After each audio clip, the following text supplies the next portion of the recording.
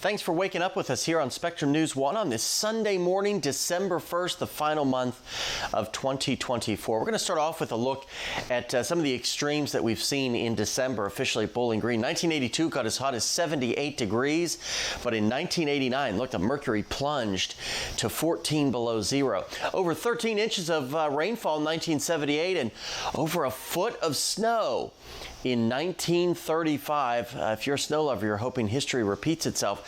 Typically in December, we average about 4.3 inches of precip and about just under an inch of snowfall. But some of us already have surpassed that, depending on that snow that fell early this morning.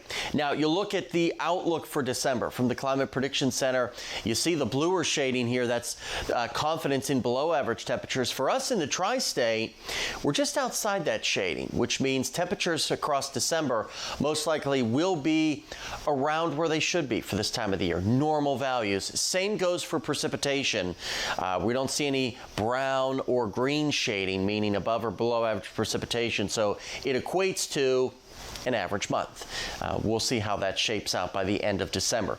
We will see a couple of flurries possible this morning, but gradual clearing skies, and we should see some sunshine in here by this afternoon. Overall, not a terrible day is shaping up, but it will be chilly and cold, depending on your tolerance for the cold, with some high clouds. Now, one clipper system moved through, another one is fast on its heels. It will be knocking on the door by tomorrow morning here, and is expected to spread some snow shower activity, maybe just some straight light snow late morning toward the lunch hour for tomorrow. Little, if any, accumulation, I think, will come from this, but more flakes will be in the air across the entire tri-state. So if you missed out on what we just had, I'll just give it 24 hours, and it looks like you'll get a little bit of snowfall on Monday.